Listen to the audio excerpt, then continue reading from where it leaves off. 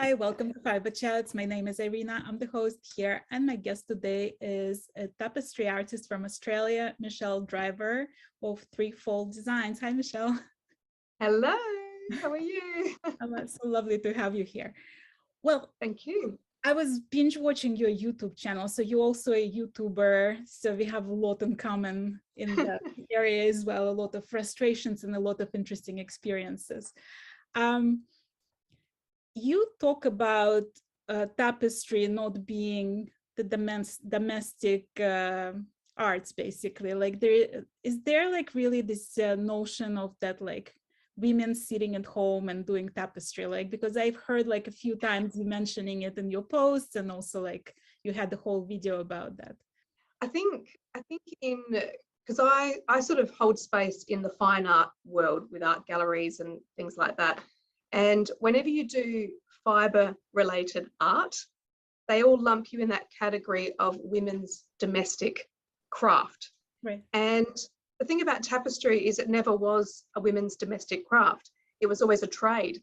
So back in the day, you had tapestry weaving as a trade done by men or done by, young boys in the case of, William Morris and Company.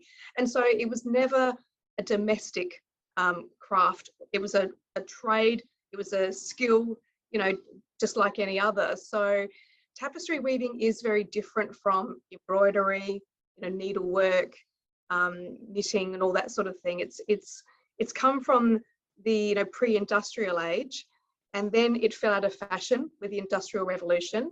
And then William Morris made it fashionable again in the late 1800s. And then in the 20th century, it did have a revival with the Bauhaus School. But again, it was done by women, but it only started being done by women in the 20th century onwards. And even then, the Bauhaus School, like Gunter Stolzer and Annie Albers, they were, quite unusual for their time. So I'm not saying there's anything wrong with women's domestic crafts, but to put tapestry weaving in with that is just not historically correct. So these days there are more female tapestry weavers, and I'm not quite sure why that is, but there are still a lot of men as well. But yeah, it definitely didn't come from that background, I guess, is what I'm saying. It came from a more trade background, and then it's become, the only reason it's become more domestic now is because we have looms at home, which in the past people could never afford to do, or they didn't really have looms available commercially. So these days you can get, as you can see behind me, you can get tapestry looms quite easily, but back in the day you couldn't. You had to build your own, but usually they were big, huge looms. Right. And the big weaving workshops in the world, which there still are some. I mean, we have one here in Australia, the Australian Tapestry Workshop. There's a couple in the UK, and France still has a couple, I believe, and they're still professional workshops. So yeah, it's still a trade as far as I'm aware. Right. Well, do you feel like it's your role as an artist to educate the general public about like the differences in different arts? Not really. I mean, it's become that way by default, only because I see myself as an artist first and my medium comes second to that. But what generally happens is that a lot of people don't know anything about tapestry, so they tend to either make assumptions or they ask me about it. So it's become accidental that I've talked about tapestry. I didn't mean to. I just meant to make art, and I just happened to use tapestry to do that. So yeah. And you do both. You do weaving and tapestry, and you actually do needlepoint and needlework as well. Like, that's how you started with needlework. Right? I started, yep. So I started with needlework. Like, let's go back to the beginning. Like, let's go to the beginning, like how you started. Okay, so straight out of high school, I went to art school because I've always wanted to be an artist since I was very small. I can't remember ever wanting to be anything else. And I went to art school and I did a whole pile of, I did drawing, life drawing, I did illustration, ceramics, I did all these mediums. And I loved them all, but nothing really clicked. I didn't find my medium. So after art school, I got a real job, and I was working in a library, and I found the books of Kay Fassett, who I'm sure you know, and I just saw his needlepoint work, and I was just fascinated. Right. So I borrowed the books and I taught myself how to do needlepoint. So that's how I started needlepointing, and then I created my own needlepoint designs because I didn't like anything that was around at the time. That was around about late 90s, so it was a while ago. And I just kept doing, so Threefold Designs started off as needlepoint kits and patterns. And I still have my patterns on my website, but I don't do needlepoint anymore. In 2010, my current partner, found an article in a textile forum magazine about learning to do tapestry. And she said, oh, you really should do this. And I'm like, no, I don't know how to do real tapestry. I don't know. And then I kept thinking about it and thinking, oh, maybe I should. So I applied and I got in, and it was an online sort of by correspondence course. So I'm in Adelaide, and it was in a different state. So it was in Victoria, and it was the Diploma of Woven Tapestry, which is like the weirdest qualification ever. And yeah, it took me 5 years to do that. And I think I hated tapestry for about 3 of those years. It was so hard. It was nothing like needlepoint. There was no advantage to doing needlepoint before that. I was basically starting from scratch, and the other people in the class, they all kind of had a bit of experience, but I had none, so I struggled. And tapestry is one of those mediums that it takes a really long time to learn, but then once you've got it, something clicks, and you're like, oh, like that's how I can make what's in my head on the loom. So yeah, after I finished art school, then all I did was tapestry after that. So I graduated in end of 2015, and ever since then I've just been doing tapestry. So yeah. A lot of people think like that needlework is called also tapestry. Like there is this misconception that like people can stitch like beautiful paintings, but you were saying in one of your YouTube videos that it's basically was like the cheaper way to achieve the tapestry look without going through the whole trouble of actually making tapestry. Yeah. Was that like surprise for you when you went into learning tapestry, that it's like, did you think the same thing, that you could create needlework? No, I'm one of those people that if I get really involved in something, I get a bit obsessed about it. So even when I was just doing needlepoint, it always annoyed me when people called it tapestry, because I knew it wasn't tapestry, and I was no, it's needlepoint, it's cross stitch, it's not tapestry. So I knew that tapestry was something really complicated, which is kind of why I was thinking, oh, do I want to learn it or not? But also I'm one of those people that if something's really, really complicated, I kind of want to do it. So I'm a bit of a masochist in that respect. So the fact that it was so complicated is kind of what made me want to do it. But when I first started learning tapestry, I could not in my head think how on earth can I translate what's in my head onto the loom. And I think I did another video about like when you're starting tapestry and the things that people get worried about, and that's one of the things people comment on as well, like how do you weave pictures? Well, that takes you years to learn how to do that. It is really, really complicated. It's not like needlepoint where you can just visualize it and literally you can draw it on and then stitch it on, which that was fun to do. But tapestry does take time to learn. It's not something you're going to learn in an afternoon. It takes a lot of practice. So yeah. Well, you also mentioned that like the major difference between the needlepoint and tapestry is that with the needlepoint you sew on the existing fabric, whereas with tapestry you basically create fabric. Yep.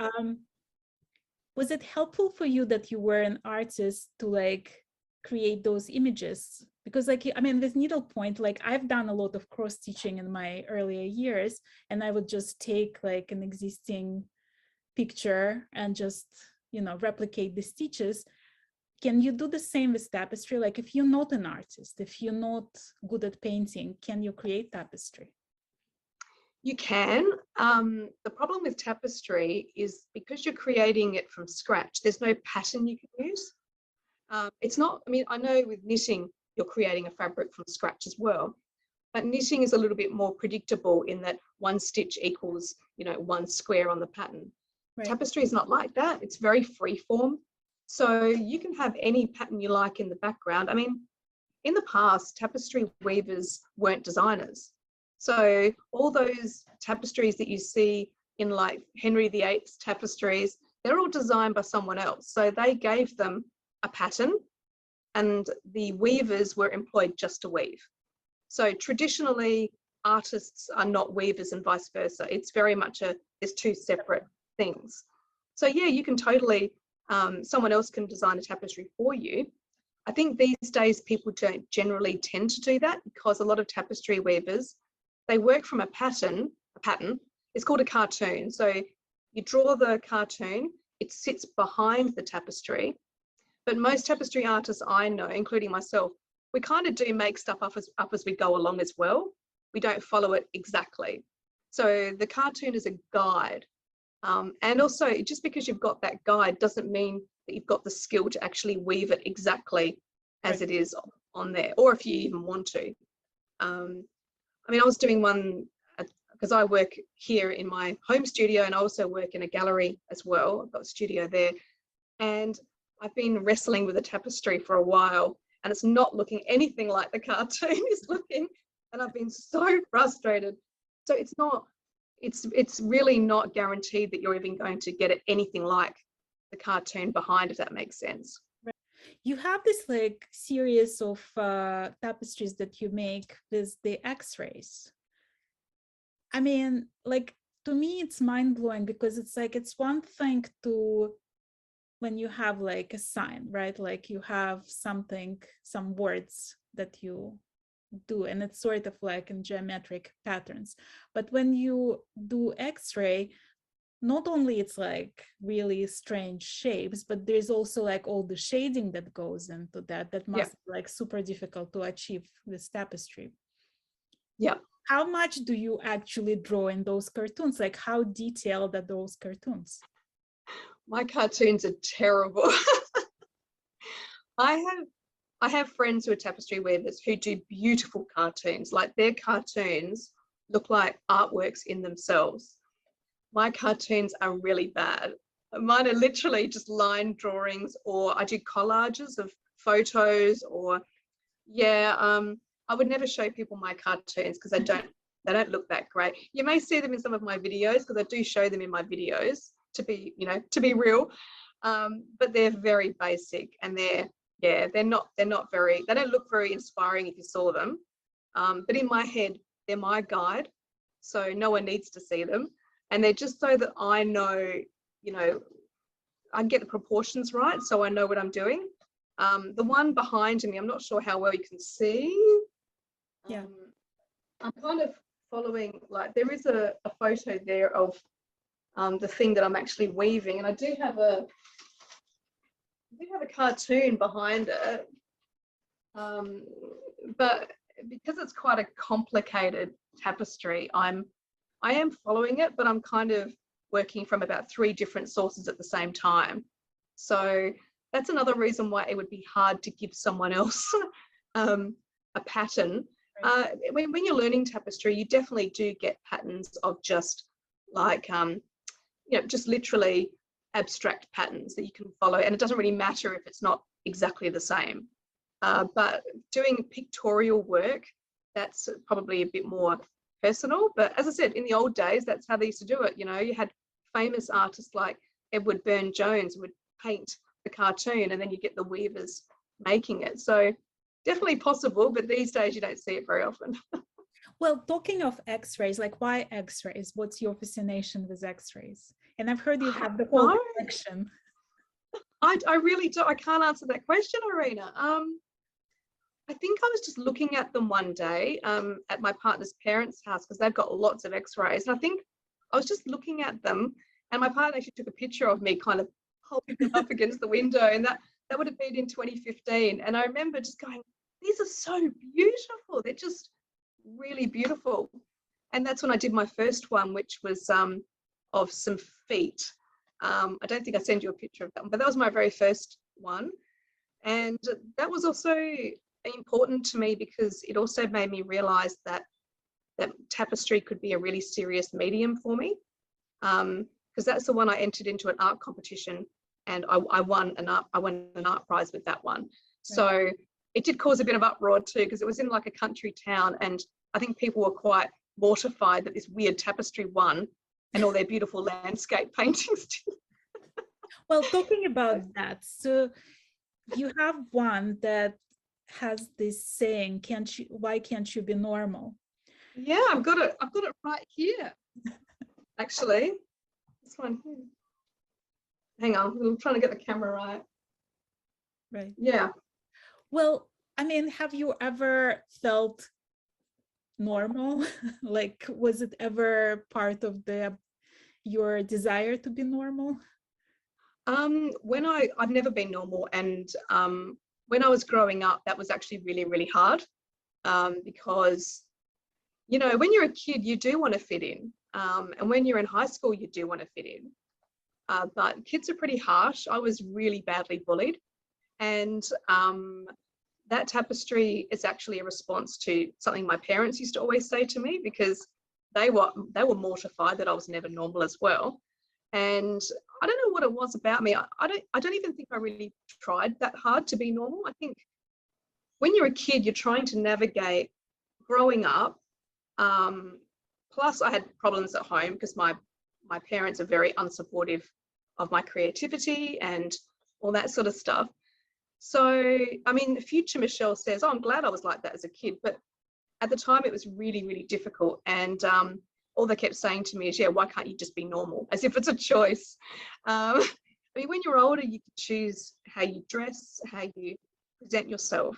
But when you're a kid, you really can't. And I see pictures of myself now when I was like 14, and I was really obsessed with, you know, the 1940s movies. So I had this platinum, like, 40s haircut that I used to put in rollers every night because I was it's my obsessive nature. And then I'd go to school and, you know, have to get away from bullies beating me up. And at the time I was mortified, but now you think, oh my God, look at you. You're like a red rag to a bull walking around high school like that. So part of me wanted to be normal. Part of me thought, I'm never ever going to be normal. So, you know, one of my best friends has this magnet on her refrigerator that says normal people worry me, and I'm like, yeah, my favorite thing ever. No, that I can relate. I'm sitting here chatting to you, but when I'm at work or whatever, when you're amongst more normal people, I'm kind of, I don't have much in common with people. So I'm a bit more introverted in other situations, and when I can just be myself. But yeah, it's taken me 47 years to, you know, get to that point of just saying. I mean, does it feel like, so when you won that prize, right, among all the normal tapestry landscapes, like, how did it feel? Like, no tapestries. No, I was the only tapestry in there. You were like the only art. Okay. Yeah, it was an open. Right. Open. I don't tend to go in for many textile things, because I want to be known as an artist, not as a tapestry artist necessarily. Sometimes I do if I feel called to, but most of the time I don't. So this was a mainstream art prize. So I think people were more kind of, how did a tapestry win? And also, how did a tapestry of that win? Being an artist, right, it's difficult enough. Being an unconventional artist, like going for something that's not like just generic looking landscape, is probably even harder. How did you find your audience? Like, how did you find your fan base? I don't even know if I really have, to be honest. I mean, my YouTube's building up and my Instagram's building up, but I don't think, and I have sold work, but I don't think I've found my core collectors yet. And I don't know the answer. You're going to have to tell me the answer to that one, Irina. Oh, guys, I'm not sure. Listening here, if you want to discover new talent and you really want to Tapestry on your walls, here you go. Like we'll put the description and the link below. I just feel like it's like so unique that it's just a matter of you showing it to the world. Yeah, and you know, the world's such a big place, and the internet's such a big place, and you know, Instagram's so big. I'm getting more like I'm having a really good network here in Adelaide now. I think most people recognize my work when they see it because I've got a very strong visual language. All my work does look like it belongs to me. Right. And that's great. Like I meet people and they're like, oh yeah, and they already know what I do. So that's nice. I just need to, you know, extend that out to, yeah, I don't know, who likes weird art? I'm not sure.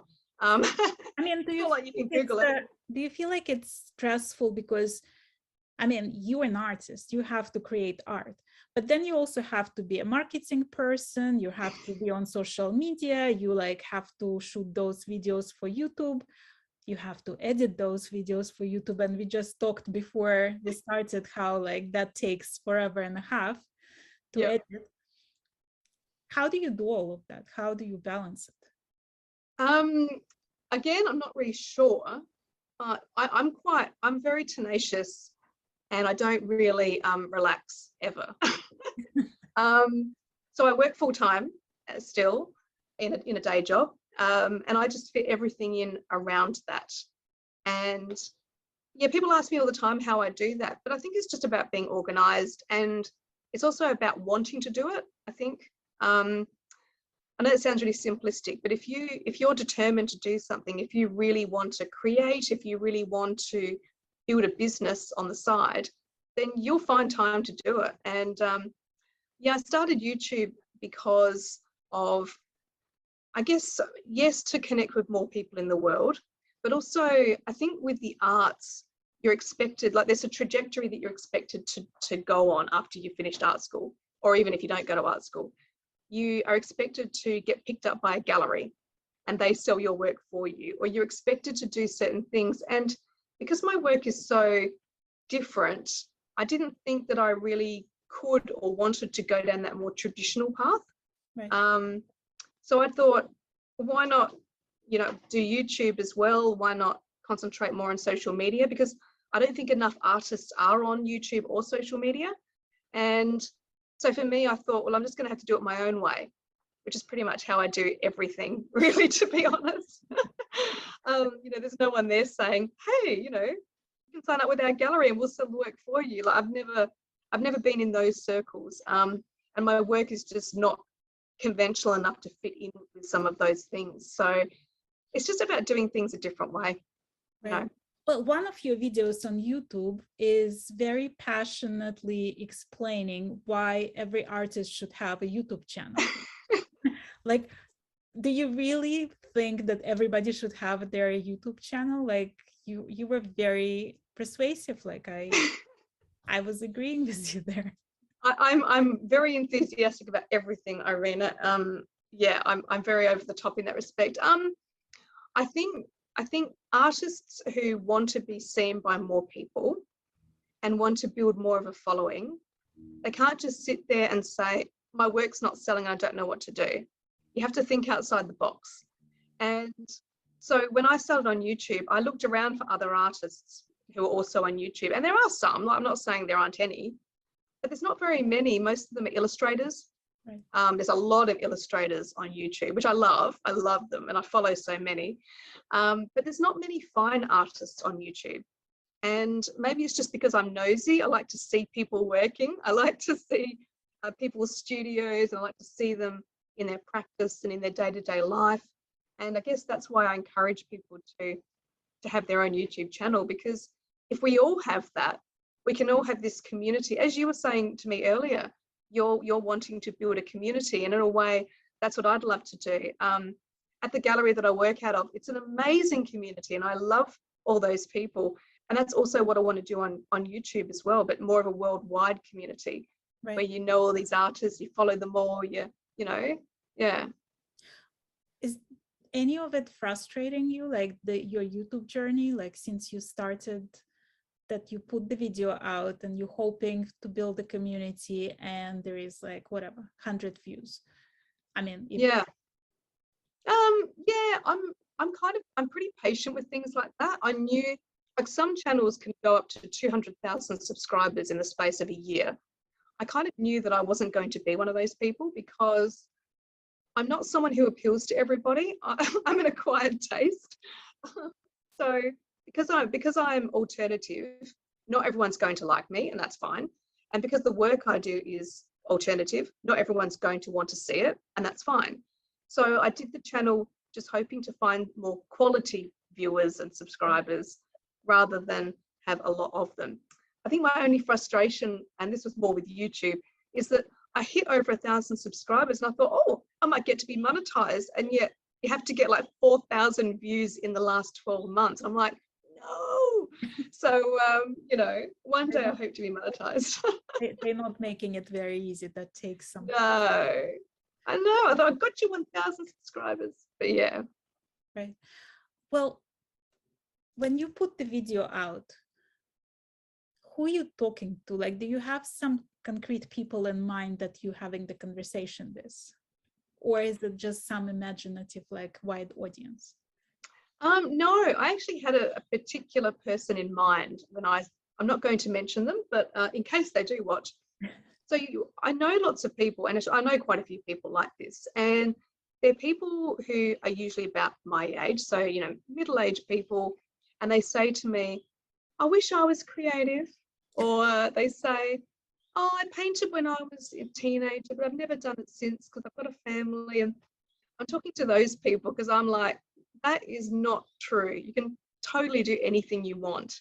And I was finding that people were talking to me and I was giving them like pep talks on, you can totally do anything, you know, and I do get quite enthusiastic about things, as you probably have picked up.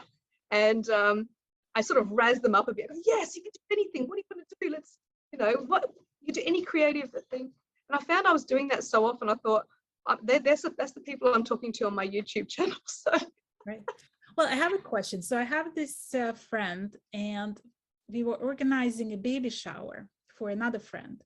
And I asked her, she's an artist, so she sells her paintings, she paints. And I asked her to make like little clouds with raindrops falling down because it was a baby shower. And she said, oh no, I can't, I don't even know where to start with that because I'm not very crafty. In your mind, is there a difference between arts and crafts, and where do you stand there? Actually, that's not true, because if she's an artist, she's also a craftsperson. Because if she paints, painting is a craft. Right. Making her art is an art, but I'm in two very different camps. So I do both, because my hand weaving, I do hand woven scarves and plant holders, and that's craft because I follow a pattern. I do the same thing every time, and it's you know, even if I design them to start with, I still do the same thing and make many of them. So that's craft. And with my tapestry, I'm an artist, but the medium and mastering the medium is still craft.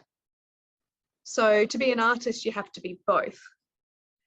She could have meant that I don't do stuff like that. Probably. I would say that too. I'd be like, right. Like someone, I did a market the other day and someone said, oh, do you do you know, scarves with fringes on them? And I said, no. I said, because everyone does those and you could go to anyone for one of those. Oh, but I want you to do one. I'm like, I just don't do them. That's just not what I do. And so sometimes you also have to be self-aware enough to say, look, yes, I'm arty or crafty, but I don't do stuff like that. That's fine. So was it difficult for you to say no in like situation like that, when somebody, like, let's say if a friend or a family member comes to you and like says, well, you do it anyway, you like doing it, why won't you weave me a scarf? Like, is that difficult to say no to? Yeah, I mean, I have done things in the past that I wouldn't do as part of my business, but usually these days my time is quite limited. So if someone said, can you do this, and it's not something I would normally do, I think the weaving community is quite supportive. So I know people who do stuff like that. So I'd say go to them. You know, I've got a friend in Melbourne who's a weaver, and we do the markets together quite often. And we both say to each other, look, I don't do that, but she does that. So That's what we tend to do, because you don't want to step on anyone's toes. Yes, people copy everyone, or sometimes that does happen, and that's unfortunate, but you don't have to be that person. So I'd rather say, no, I know someone who does that, go and see them, and not, just do my own thing, stay in my own lane, do the things that I'm passionate about. So like I was watching one of the videos where you show basically the whole process from like start to finish of tapestry. Do you have hard time selling those pieces? Because I'm looking at that and I'm like, you put your soul into that piece. Like it's so much work. It takes so long. How do you part with them? Yeah, they are hard to part with. I mean, I haven't sold a lot of them. I have sold a few of them. So I'm not at that point where they're all flying out the door yet, which would be great. But no, once it's finished, you kind of just have to say it's done. You've taken pictures and it's okay now to go out into the world. Yeah, I think I've gotten over that, because now I'm trying to think of myself more as a business rather than they're your babies to hold on to. I still do hold on to some. I don't sell everything. But yeah. So what's in your like heirloom collection? What would you never sell? It's more to do with, sometimes you just want something for your own home. Or sometimes, like I've got one in the lounge room at the moment, and it's one I did a few years ago, and it was in an art prize, and it was for sale for a while, and then it got to the point with I don't really want to sell that actually, and my partner was like, can we have that one for our house? Like, you're an artist, you want to decorate your own house. And so I kept that one and took it off the website, and I was like, sometimes you just have to do that. So it doesn't happen that often. Your partner was the one who got you into the tapestry. Does she ever like regret that moment of suggesting that, like with all the equipment in the house and like things you do and the time you spend on them? Like, no, I'm very, very lucky. Very lucky. She's really, really supportive. And also I've always had an obsessive personality anyway, so it doesn't really matter what I would get into. I would totally be in there 100% regardless. Can you imagine your life without tapestry? No.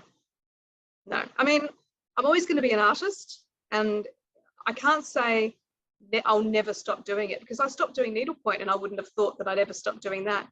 But I'll always be creative, and I'll always be making art. So, hey, it might change in a number of years. I'm not quite sure, but from this point in time, I'd say no, I can't imagine it. If I haven't done weaving for the day, I feel like something's wrong. Like, I have to squeeze at least a few minutes in. Yeah. Well, I saw also you making like more commercial sort of stuff, like the holders for the flower pots. And actually, like, I have like a question about that, because the way you hold them, it's almost like holding a baby. Like are you connected with the plants? Like, do you have love for plants? That's been a new COVID hobby, actually. So, when we all started working from home in 2020, I've got this outside studio, which is, we bought the house 3 years ago. And part of the reason was so that I could have my own outside studio. So we looked for a house with because our last house, it was a mezzanine, and I was getting a bit loud apparently with my weaving and my looms. And anyway, so this has become my room for not just creating, but also working from home. And you're spending this much time, I thought, maybe I should get a plant or two in here.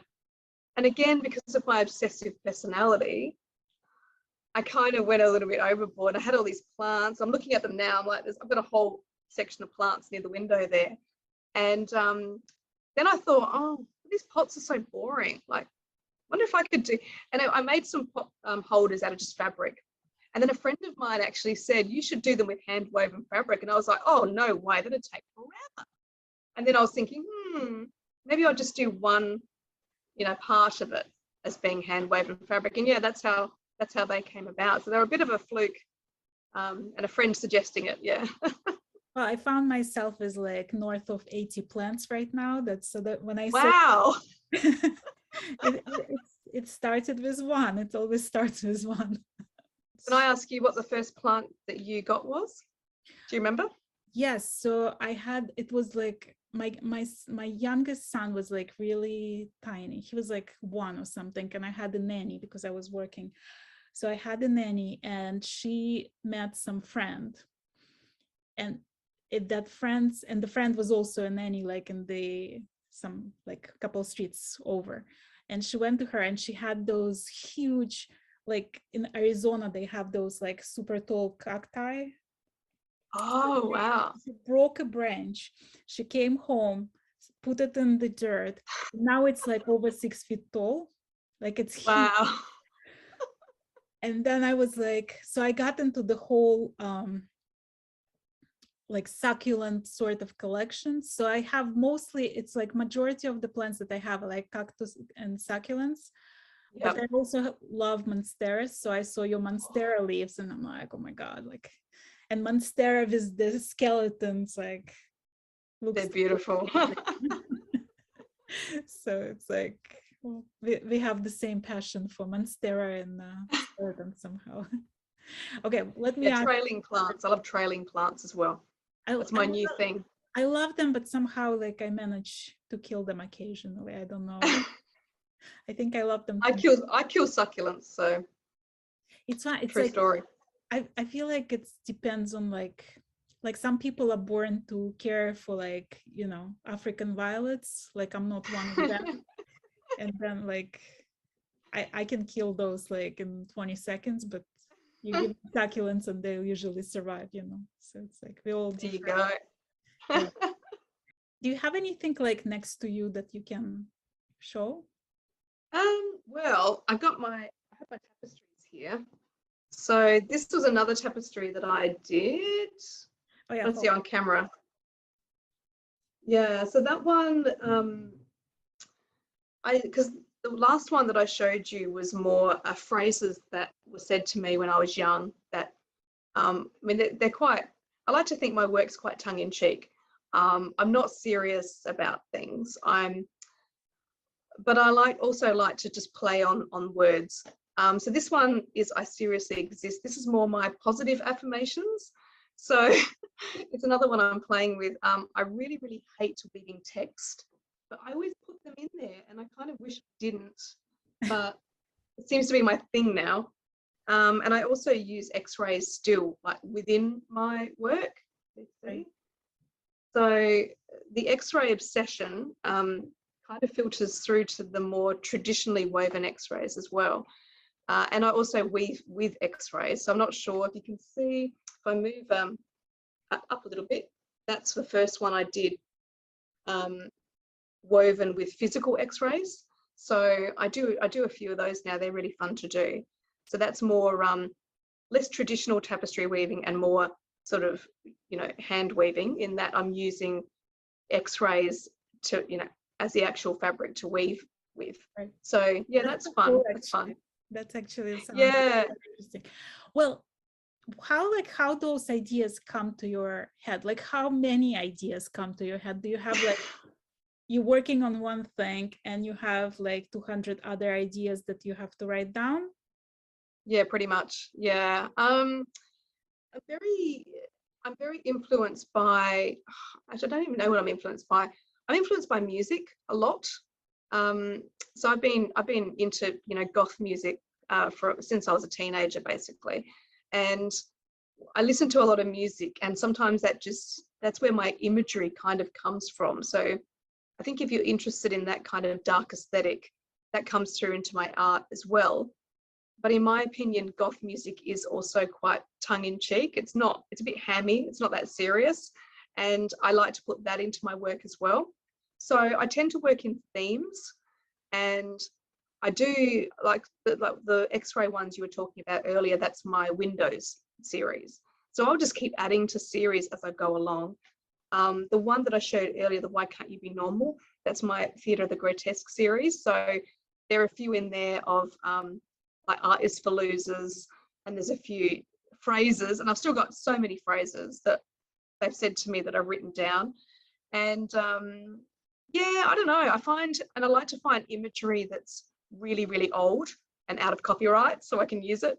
And sometimes they're creepy medical imagery.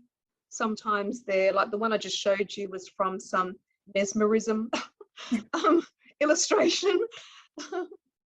Yeah, so there's no rhyme or reason really. Right. I mean, do you think like being an artist is a choice? Do you feel like you could have been anything else but an artist? No, not for me anyway. I mean, I can't speak for other people, but you know, when they ask kids what they want to be when they grow up, I always said artist, and everyone always laughed at me. And I said, no, I really want to be an artist. And that did not change, you know, still now, you know. Right. I mean, that's what I want to be when I grow up. Somebody would come to you and ask you, like, I'm thinking of becoming a full-time artist, like I'm thinking of studying art, like what would your advice be? It's tricky because it does depend on the type of person it is, you know, if they want and why they want to study art. Because I don't, even though I've been to art school twice, I don't believe you have to go to art school to be an artist. I think that the advantage to going to art school is that depending on which one you go to, you could get some really good connections. I mean, at the gallery that I work at, most of them have all gone to one art school in Adelaide. I didn't go to that one, but they all went to one. So it's a really good networking, you know, connections. You can learn, you know, ways of thinking. Because when I went to art school the very first time, when I was 17, I learned how to sort of express myself in ways that I hadn't thought of. But you don't have to, you know, because I also genuinely believe that life experience gives you some of those ideas. You don't have to be taught that in a school. You can also do like online courses for things. And these days, if I was going to learn tapestry, I'd go through Rebecca Mezoff, who is a brilliant tapestry teacher. You can do all that online, so you don't need a formal qualification. So for me, it'd be like, why do you want to do it? Do you want to do it just for a piece of paper at the end? Because there's no point really to that. Do you want to do it because you feel like you need more of a framework to study? Because some people need that and some people don't. I hate studying personally. I'm a bad student because if someone says do a sampler, I'm like, I don't want to do that. I want to do what I want to do. So I did it because I wanted to learn, and at the time there was nowhere else I could have learned because there's no one locally. I think it depends on the person. Right.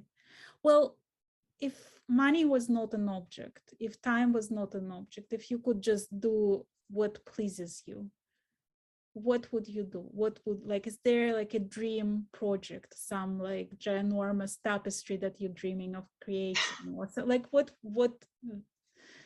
no, I actually would just literally weave all day. I would weave tapestry and scarves, and that would be my full-time business. Like that's what I would still do all day. Yeah. Okay, last question. It's very demanding, like physically demanding. That's why basically like most tapestry people were men actually, like in the old age, because it's actually like a lot of movement. Is that how you stay in shape? Like if you would weave all day, like is that your way of staying in shape, or is like no that hurt? Yeah, no, because if I weave all day, which I do sometimes, my back is like, so I have to do the opposite. I have to make sure I get exercise in so that I can weave all day. So I do walk every day. It's at least half-hour walk, well, most days anyway. I do some yoga stretches every morning. So I have to do that in order to keep weaving. So basically that's the only reason I do that. So I think our bodies are an instrument and we have to look after them. It's like if you're a musician, you would look after your musical instrument. So with us, you know, our bodies are creating what we're making. We have to look after them. We can't just, you know, abuse them by sitting down all day. It's very tempting sometimes to just sit and do what you love all day. Totally. But I mean, with me, with both of, that's why I mix them up as well, because it takes a different set of muscles to do hand weaving on the loom over here that you can't see, but it's in front of me. And then to do this kind of weaving, they're very different. So that's why I try to mix them up throughout the day if I'm lucky enough to work on them both all day. Because yeah, if I do one thing for too long. And I am that type of person who would sit there for hours and not get up and just be so focused. I have to force myself to get up, have a stretch. In a way, it's worse at the gallery because there's no distractions. So you're just working for like hours. And so you have to get up and walk around and yeah. Just be mindful of that, basically. Mindful is the word, actually. Yeah, mindful. Not to. I mean, like, you know, I'm not 20. Like I have to look after myself. You know. Right. Well, I'm so glad I stumbled on your account on Instagram. I really love discovering new artists, and I feel like your account is just like immediately caught my attention. It was something very beautiful, and I'm just like, I'm glad I found a fellow YouTuber who is passionate about doing art. Yeah, I'm glad I found you too. It's great to meet, you know, fellow creators, and not only because I like seeing them work. So maybe you should make a video of you know, you actually creating. That'd be good. I'm actually now that you mentioned it, it might not be a bad idea to put one of those. Yeah. Anyone watching today, I would, you know, hope please make videos of you creating so I can watch them because I'm nosy. Well, thank you so much, Michelle, for being on my channel today. I really enjoyed having you over and talking to you and getting to know more about things you do. Thank you so much, Irina, for inviting me. I've had a great time. Thank you. Thank you.